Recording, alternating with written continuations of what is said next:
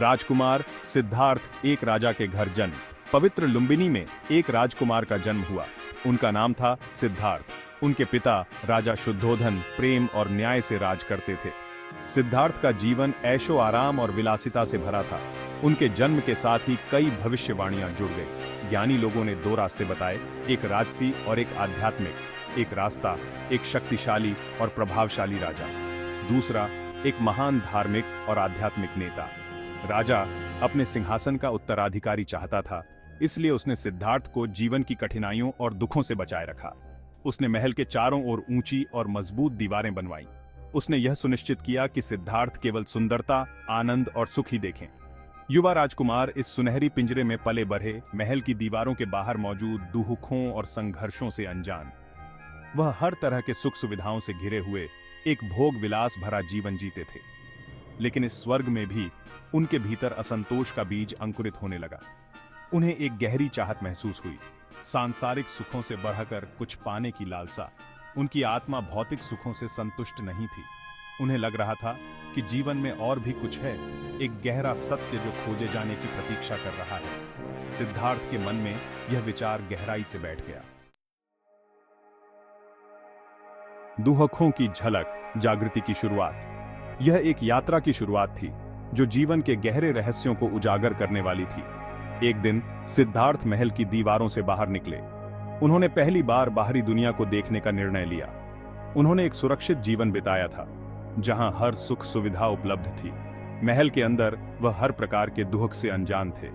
जो उन्होंने देखा, उसके लिए वह तैयार नहीं थे। एक बूढ़ा आदमी जिसका शरीर समय से ढल गया था, उनके सामने था। उसका शरीर समय से ढल गया था। उसकी झुर्रियों में जीवन की कठिनाइयां स्पष्ट थीं।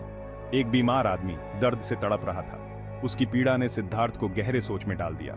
एक लाश, जीवन की क्षण भंगुरता का एक कठोर अनुस्मारक। मृत्यु की वास्तविकता ने उन्हें झकझोर कर रख दिया। इन नजारों ने उन्हें हिलाकर रख दिया। उन्होंने महसूस किया कि जीवन कितना अस्थायी और अनिश्चित है। उन्होंने दुखों के सत्य को प्रकट किया, ऐसा कुछ जो उन्होंने पहले कभी नहीं देखा था। यह उनके लिए एक नई जागृति थी, ऐसा कुछ जो उन्होंने पहले कभी नहीं देखा था। यह उनके लिए एक नई जागृति थी। उन्होंने देखा कि बुढ़ापा, बीमारी और मृत्यु अनिवार्य सच्चाइयां थीं। ये सभी जीवन के अपरिहार्य हिस्से थे। वे सभी प्राणियों का भाग्य थे। कोई भी इनसे बच नहीं सकता था। तब उन्होंने एक भटकते हुए तपस्वी को देखा, एक आदमी जिसने आध्यात्मिक मुक्ति की तलाश में सांसारिक वस्तुओं का त्याग कर दिया था।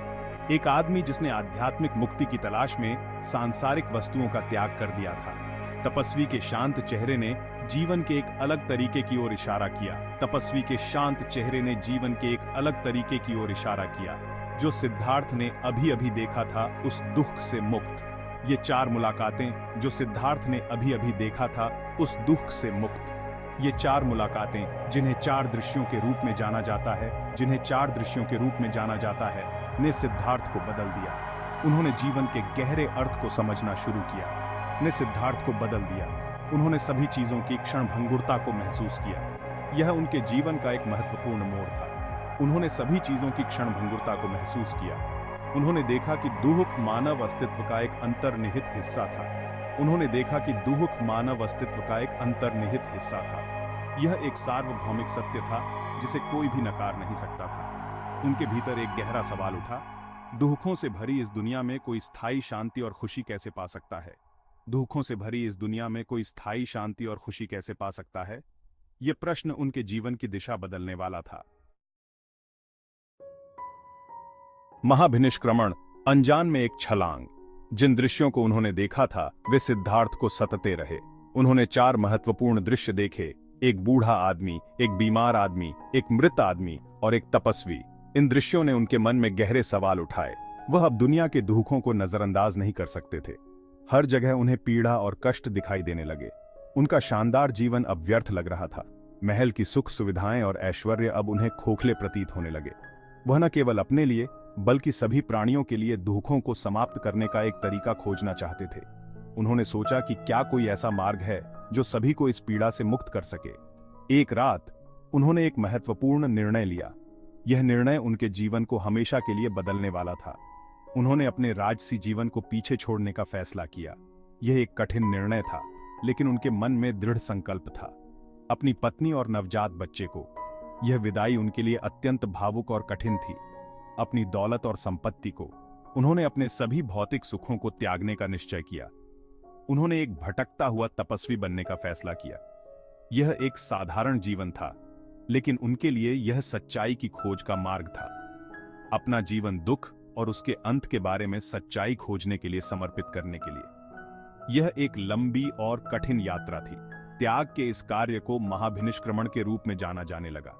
यह एक ऐतिहासिक और महत्वपूर्ण घटना थी। सिद्धार्थ, जो अब सत्य के एक साधारण खोजी थे, आधी रात को महल से चले गए। यह एक साहसिक कदम था। उनके वफादार सेवक छन्न उनके साथ थे। छन्न ने इस यात्रा में उनका साथ दिया। उन्होंने अपने शानदार कपड़े एक साधारण भिखारी के वस्त्र के लिए बदल दिए। यह परिवर्तन उनके नए जीवन की शुरुआत थी। वह अपने वफादार घोड़े कंथक पर सवार होकर अनजान में चले गए। यह यात्रा अनिश्चितताओं से भरी थी। बलिदान के इस कार्य ने सिद्धार्थ के अटूट दृढ़ संकल्प को प्रदर्शित किया। वह अपने लक्ष्य के प्रति पूरी तरह समर्पित थे। वह दुखों को कम करने के लिए सब कुछ त्यागने को तैयार थे। यह त्याग उनके महान उद्देश्य का हिस्सा था। उनकी यात्रा केवल शारीरिक नहीं थी, यह एक गहन आत्मिक यात्रा थी। यह अंदर की ओर की यात्रा थी, आध्यात्मिक ज्ञान की खोज। यह यात्रा उन्हें अंततः बोधि वृक्ष के नीचे ज्ञान प्राप्ति तक ले गई। वर्षों की तपस्या से सत्य की तलाश। सिद्धार्थ की खोज उन्हें भारत के जंगलों में ले गई। उन्होंने प्रसिद्ध गुरुओं और दार्शनिकों से मार्गदर्शन मांगा। उन्होंने विभिन्न ध्यान तकनीकों में महारत हासिल की। उन्होंने कठोर तपस्या को अपनाया। उनका मानना था कि अपने शरीर को नकार कर वह अपने मन को मुक्त कर सकते हैं। 6 लंबे वर्षों तक उन्होंने खुद को कठोर अभ्यासों के अधीन रखा। वह दिन में केवल चावल के कुछ दाने ही खाते थे। वह कांटों पर सोते थे। उन्होंने अपने शरीर को मृत्यु के कगार पर ढकेल दिया, लेकिन ज्ञान अस्पष्ट रहा। उन्होंने महसूस किया कि आत्म पीड़ा का जवाब नहीं है। इससे केवल उनका शरीर कमजोर हुआ और दिमाग बंद हुआ। एक दिन गिरने की कगार पर उन्हें एक एहसास हुआ। उन्हें अपनी युवावस्था का एक समय याद आया जब वह सहज रूप से गहरे ध्यान की अवस्था को प्राप्त कर लिए थे। इस स्मृति ने एक महत्वपूर्ण अंतर्दृष्टि को जन्म दिया। उन्होंने पहचाना कि ज्ञान का मार्ग कठोर तपस्या में नहीं, बल्कि एक संतुलित दृष्टिकोण में है। बोधि वृक्ष के नीचे ज्ञान प्राप्ति, एक गहरा परिवर्तन। मध्यम मार्ग खोजने के लिए दृढ़ संकल्पित सिद्धार्थ ने अपने कठोर अभ्यासों को त्याग दिया। उन्होंने अपने शरीर को पोषित किया। वह एक पवित्र पीपल के पेड़ के नीचे बैठ गए, जिसे अब बोधि वृक्ष के रूप में जाना जाता है। उन्होंने प्रतिज्ञा की कि जब तक वह ज्ञान प्राप्त नहीं कर लेते तब तक नहीं उठेंगे। जैसे ही वह गहरे ध्यान में बैठे, उन्होंने अपने अंदर के राक्षसों का सामना किया। प्रलोभन उठे, उन्हें अपने मार्ग से भटकाने की कोशिश कर रहे थे। इच्छा और भ्रम के देवता मार ने उन पर भय, संदेह और कामुक विक्षेपों से हमला किया, लेकिन सिद्धार्थ अडिग रहे। वह भ्रम को देखकर अपने उद्देश्य में जमे रहे। 49 दिनों के निरंतर ध्यान के बाद मई की पूर्णिमा को सिद्धार्थ ने आखिरकार ज्ञान प्राप्त कर लिया। वह बुद्ध, जागृत व्यक्ति बन गए। वह दुखों के चक्र से मुक्त हो गए थे। उन्होंने पूर्ण ज्ञान और करुणा प्राप्त कर ली थी।